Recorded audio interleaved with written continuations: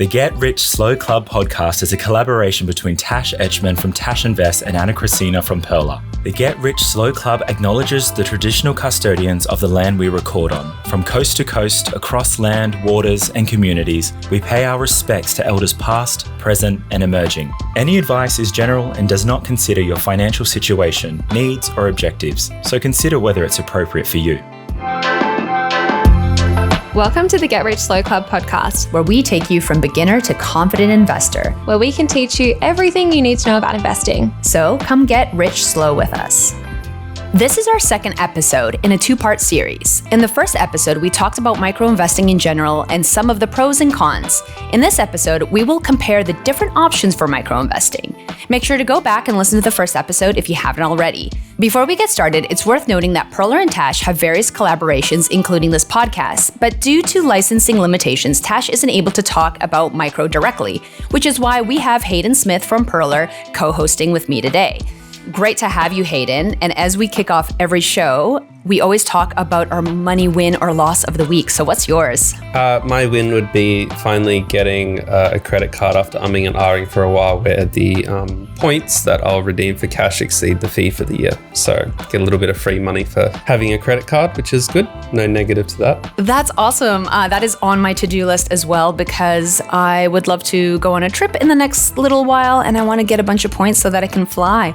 So did you have a massive spreadsheet and compared a bunch of credit cards, or how did you go about it? I went to one of those points websites and just looked at the kind of top three. I generally find that there'll be a kind of clear winner depending on what you're trying to maximize. Some people love points, some people love the perks or the travel insurance or some lounge access or whatever it is. So I probably spent half an hour on it. But, maybe I didn't get the best one, but the good thing is there's a lot of good ones. So, it's pretty easy to get an okay outcome. So what were you trying to maximize? Basically, I know I have to travel sometimes, which means I need travel insurance. And since a lot of cards come with travel insurance, why not get that and get some cash in pocket too? There is an administrative overhead, which kind of sucks to do with, logging in and keeping track of it. But I had some spare time on the weekend, so I thought I'd give it a go. Awesome. And is this your first credit card? No, but I took a hiatus for 5 years because I kind of was like, I don't need it. But I've had a revelation that, yes, I know I don't need it, but that doesn't mean that it can't be a good financial decision sometimes. Sometimes, yeah. As long as you're paying it off every month,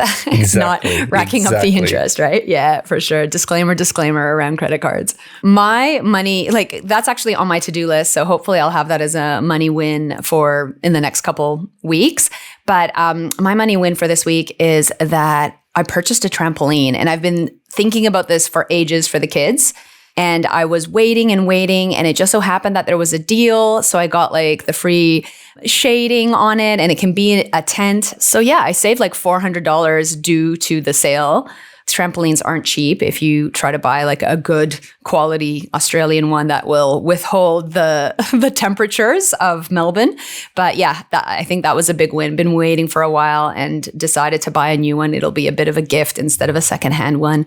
So why not save $400 on that? Oh, that's incredible. I mean, that's not an insignificant amount of money, but when you think about how much joy that'll bring over such a period, it's a bargain in a way, isn't it? So much joy. I'm excited just thinking about how much fun the kids will have on that and just playing on that. My partner said that his favorite toy growing up was his trampoline, that he spent just summers and days on that. And I know the kids will too. So that's amazing. I love it. I'll add in a money loss I've had this week too, which is I accidentally let my main account get overdrawn. There was a bill that came out of it kind of before I got paid, because I've been moving all my money to offset now. So my personal account's kind of empty, and Westpac hit me with a $10 overdraw charge, which is just so frustrating. Even though it's $10 and it doesn't affect me materially, it feels like the most unnecessary waste of funds just because I didn't notice that I missed a push notification, and there goes $10 for no good reason. Loss aversion is the worst. You feel it so much deeper. Imagine getting an extra $10. It doesn't bring you the same amount of joy that the grief of losing $10 does. Yeah, exactly. And I think it's always more frustrating because I know that it doesn't cost the bank $10. I know they don't have some person making $20 an hour that it costs them 30 minutes to go and resolve my problem when I fund the account the next day. So it feels a little bit big banky, but that's okay. I make mistakes sometimes. Is it because you do zero-based budgeting where you have your account hit zero based on how much you're spending and that's why it was an overdraft, or was it just a total oversight? Oh, it's just like my pay comes into my Westpac account of 6 years and then I send it to the offset. So I probably could get paid into the offset, which is probably a lesson in that, that like maybe it's good to consolidate the accounts down so you're not trying to shift money around. Yeah, exactly. So you're one step ahead in that way. Yeah, so that's why I was wondering, because some people do that budgeting thing where they try to do zero-based budgeting. So they want to have like zero amount of money, like every dollar has a duty, right? So this money has offset, this money has expenses. So that's why I was curious. But yeah, sometimes the financial accounting can save you $10. Exactly. If I wasn't too busy looking at credit cards, maybe I'd be $10 richer. That's okay. Priorities. I'm sure that insurance that has paid itself more than $10. Yeah, that's the plan. So let's get into micro-investing. Micro-investing is a way to invest with smaller amounts. Now, it's worth noting that investing comes with risk, and past performance isn't indicative of future returns. And like all investing, there is the possibility of losing your capital. Whilst the risk of losing large sums of capital or even medium sums of capital can be quite stressful, did you know you can actually start investing with as little as just $5? In fact, investing $20 a week may result in $227,000 in 40 years with an assumed average 7% interest rate. And in this episode, we will actually go through some of the most popular micro-investing platforms like Raise, ComSec, Pocket, Spaceship, and of course, Pearl or Micro. And if you need a bit of a refresher on what micro-investing is and the pros and cons of micro-investing, you can check out the last episode too. So let's get into it. Micro-investing is a type of investment strategy that allows individuals to invest small amounts of money regularly over time. They are often managed funds, meaning that you own units in a fund rather than the underlying investment directly. There are 5 popular micro-investing platforms in Australia, but before we dive into them, please remember that this information is current as of the recording of this episode. So things do change, and make sure to check out the PDS and relevant platforms before investing.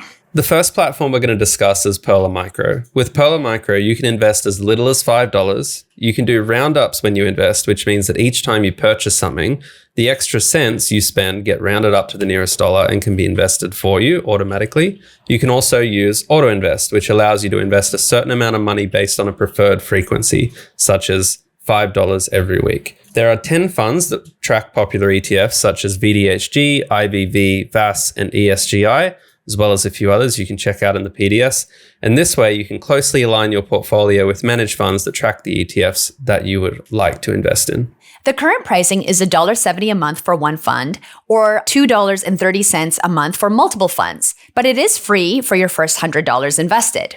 Each underlying ETF has its own management fee, so please refer to the PDS for more information. There's also a micro-investing kids option called Head Start, which is aimed at teaching your kids investing through the app. This is also worth checking out if you've got kids.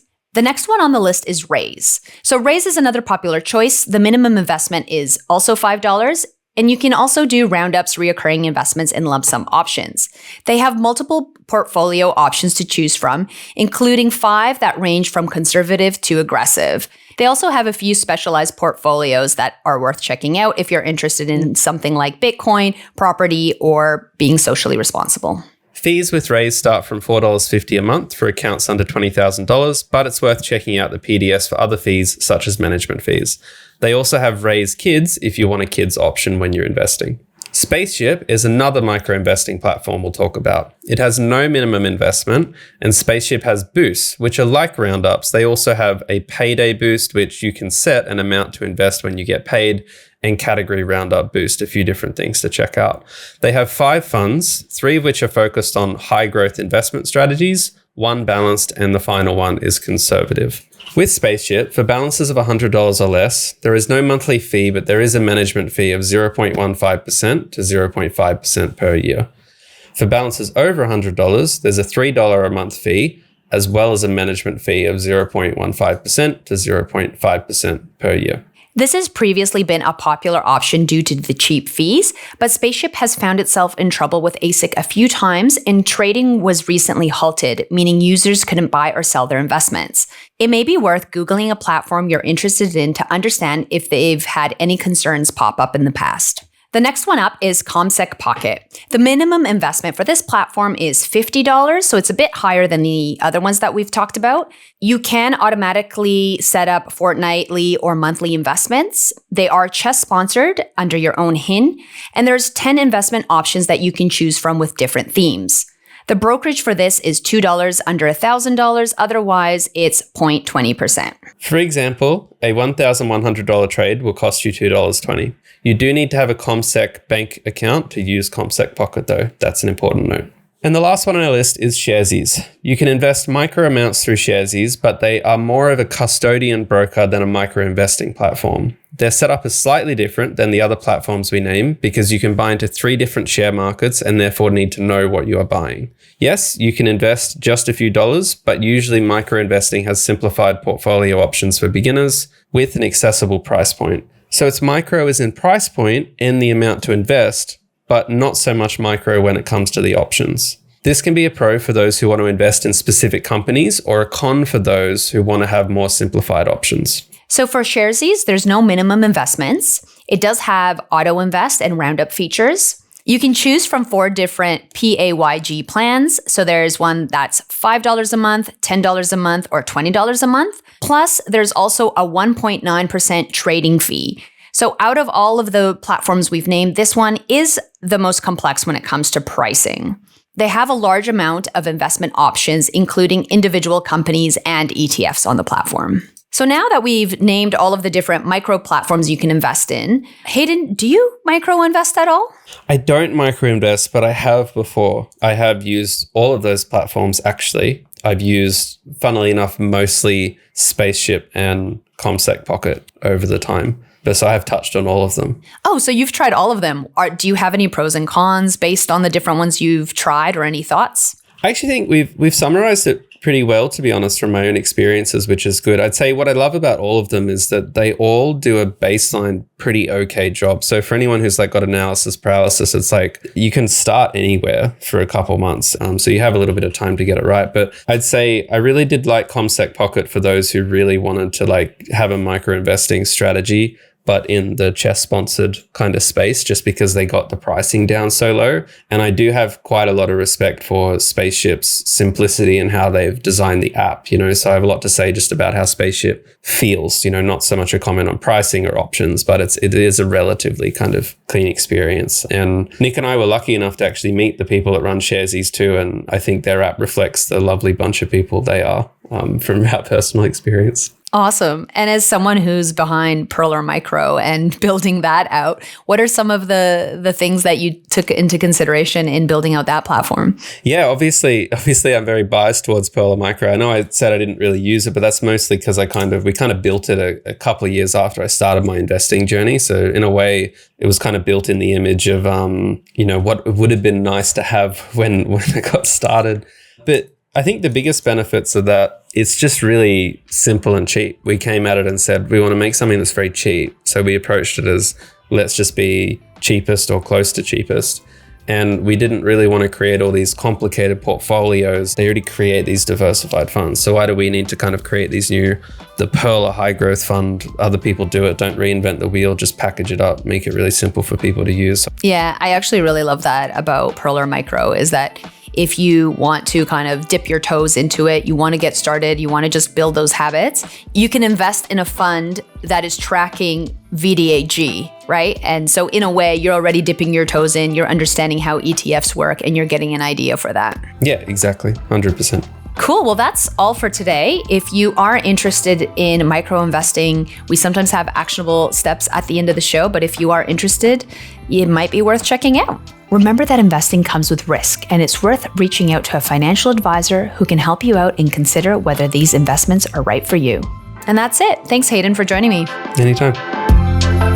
Thanks so much for joining us. If you found this episode helpful, please rate us 5 stars, write a review, or share with a friend. If you're new to investing, make sure to listen to our first 10 episodes. Follow us at Get Rich Slow Club or Tash at Tash Invests or me at Ana Cristina. This show was brought to you by Natasha Etchman, who is an authorized representative, 1299881 of Guideway Financial Services, AFSL 420-367, and Perla, who is an authorised representative, 128-1540 of Sanlam Private Wealth, AFSL 337927. Knowledge is power, especially when it comes to investing, so make sure you check out our financial services guides and read the product disclosure statement and target market determination for any investments you're considering. See our show notes for more info.